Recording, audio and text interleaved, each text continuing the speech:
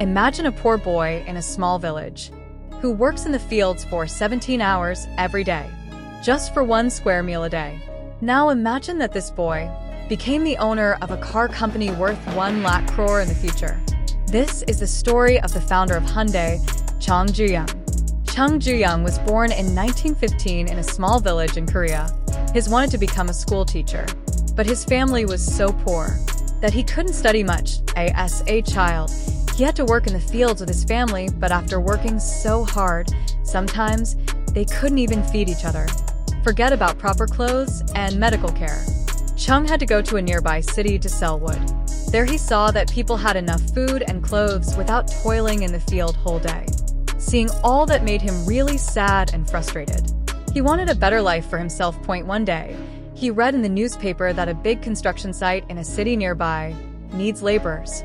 This news motivated him to do something. In 1932, at the age of 16, Chung made a surprising decision. He was going to run away to the city. One night, Chung quietly left for the city with his friend. He reached Kowloon City after walking about 160 kilometers and started working as a construction laborer. It was hard work for measly wages. But Chung was happy because he was able to earn independently for the first time in his life. Life continued like this for about 2 months until he got caught. Chung's father found him, and he had to come back to farming. His family was happy to have him back, but Chung was not. These 2 months had ignited a passion for construction and civil engineering in Chung. Also, he knew that he would never be able to beat poverty by working in the fields, and that's why he tried to run away 2 more times, but each time, his father found him. Finally, in 1934, at the age of 18, he attempted his 4th escape, and this time, no one stopped him. He reached Seoul, which is the capital of South Korea today. He did whatever work he found there. First, a construction laborer, then a factory worker, and finally, he got a delivery boy's job in Bokyang rice store. Customers and the shop owners were so impressed with his work that in just 6 months, he became the store's manager. After this, Chung worked very hard to grow the shop. In 1937, store's owner fell seriously ill and took a surprising decision. Thanks to Chung's hard work, he handed the store over to him. At the age of 22, Chung had become the owner of a business from an employee. In the next 2 years, Chung worked even harder, built trust and reputation in the market, which helped him grow his business. Everything was going well, but then suddenly a tragedy occurred. It was World War II era, and Japan ruled Korea. Japan wanted sufficient rice supply for their army during the war, and it overtook all the rice shops in Korea, including Chung's rice shop. All of his hard work was destroyed at once. Chung was very sad, but he didn't give up.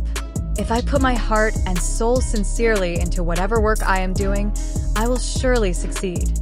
With this thought, he started looking for a business that the Japanese government couldn't control. Soon, he started focusing on the car repair business. In 1940, he took a loan of 3,000 won and opened an Edu service garage. But this time, he was so unfortunate that the garage burnt down just after a month of opening and everything was burnt to ashes. Chung's situation was very difficult. He had to pay his loan and compensate his customers for the loss. A normal person could easily give up in such a situation. But like always, Chung faced a problem head first.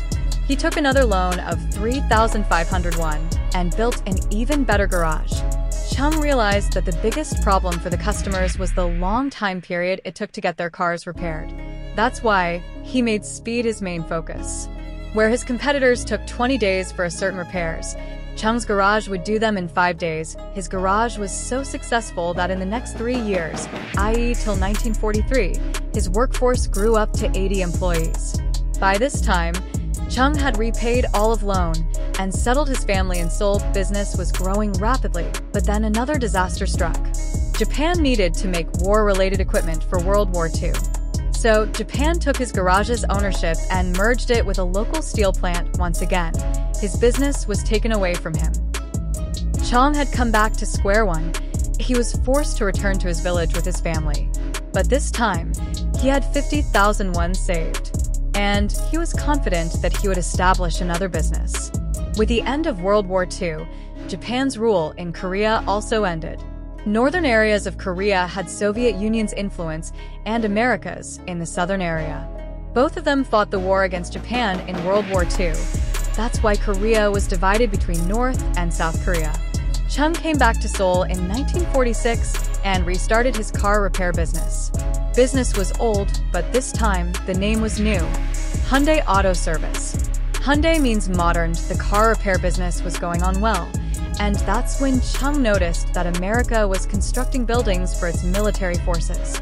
He spotted a big opportunity in the construction business. He didn't have much experience in construction, but he still had that passion for construction that he had since he worked as a laborer in the past. That's why, at the age of 31 in 1947, he created the Hyundai Civil Works Company and entered the construction business. He got many small projects in the beginning, but by the 1950s started, his company was getting major construction projects. And now this was his major business. Everything was going fine, but we saw another twist in the tale. In June 1950, North Korea attacked South Korea. North Korean troops were very close to Seoul. That's why Chung had to escape to Busan with all of his savings. But even after such a big crisis, Chung didn't give up. At that time, US Army was fighting North Korean Army along with South Korea, and they needed tents, warehouses, and army headquarters. Chung observed that Americans had no shortage of money. They just wanted reliable and timely delivery, and Chung gave it to them. He started with a small team and adopted the can-do motto. If the price is right, they would any construction project. A war was underway, and he had to face many problems and many losses. But once he gave his word, he never left any project in the middle. Due to this reliability, he developed strong relationship with Americans. The war ended in 1952, but Chung continued getting contracts from America. Later, in order to rebuild the country, South Korean government began building bridges, dams, and roads rapidly. Hyundai played a major role in all this and had exponential growth in the business. South Korea's biggest dam, Soyeom Dam, and the most important expressway, Gyeongbu Expressway, was made by Hyundai, making cars. In 1960s, Chung had reached his early 50s and owned a successful construction company owner. But he wasn't satisfied with this. Chung had already built thousands of kilometers of roads, and now it was time to build cars to run on those roads. In 1967, Chung established the Hyundai Motor Company. In 1968, he had a deal with Ford in which he was going to assemble the Cortina cars. This joint venture ran successfully for 2 years, after which conflicts started developing between the two companies. Ford didn't want Hyundai to build its own cars, and that's why, in 1973, Chung ended that partnership and started looking for new partners immediately. He tried to partner with General Motors and Volkswagen for their manufacturing technology. The best part was that, as per this deal, Hyundai could sell its own cars. Around the same time, South Korean government issued an order for automobile companies to build a citizen's car. A car that is affordable and reliable and only uses parts made in South Korea. In 1976, Chung set up a new plant, and Hyundai produced South Korea's first ever mass-produced car, Hyundai Pony. Due to its affordability, this car was so successful in South Korea that Hyundai captured 60% market share. It became the biggest car company in South Korea. But there was one catch: the total car market of South Korea was only 30,000 cars. It was not sufficient to be profitable. Also, although Hyundai Pony was successful in South Korea, it was a huge failure in the overseas market. The quality of the car was not good. Its paint would fade in the heat, and it often had mechanical issues. Due to these reasons, Hyundai Motor Company had been in loss for the last 7 years. People suggested Chung that he should close the company immediately, but Chung's decision shocked everyone. Instead of closing, he was planning to build a new car factory that would manufacture 300,000 cars annually. The company's management couldn't understand this decision. Who will buy 300,000 cars in a market of 30,000 cars? But Chung knew the answer. South Korean economy was growing rapidly, and thousands of people were becoming economically empowered every year. That meant that the demand for cars was going to increase rapidly in the coming years. Plus, Hyundai's new cars were specifically made to export to foreign countries. This factory was built in 1980, and in 1982, Hyundai launched. This car was not only a huge hit in South Korea, but it was also successfully exported to Africa, Latin America, and Canada. In the next few years, Hyundai sold 400,000 cars and became profitable. Hyundai was now established as a decent car company on a global level. But the toughest and biggest car market in the world, USA, was still to crack. Internationally, it was important to be successful in the USA. To become a major car company from a decent car company, when Hyundai studied the US market, it realized that Japan had captured the compact car segment. And there's already cutthroat competition in mid- and large-sized American car market. That's why Hyundai targeted the subcompact car market, where the competition was virtually zero. Also, Hyundai saw that there's a huge second-hand car market in the USA. They offered their new Hyundai Excel at the price of a second-hand car. That too with a 5-year warranty. This strategy shook the car market in the USA. Second-hand car buyers instantly shifted to the Hyundai Excel. In 1986, Hyundai sold about 170,000 Excels in the USA. In 1987, they sold about 260,000 cars. In these years, Hyundai Excel became the top-selling imported car in the USA. 11/27 until then, no other car company had seen such an initial success in the US market. And with that, Hyundai was established as a major car company on a global level.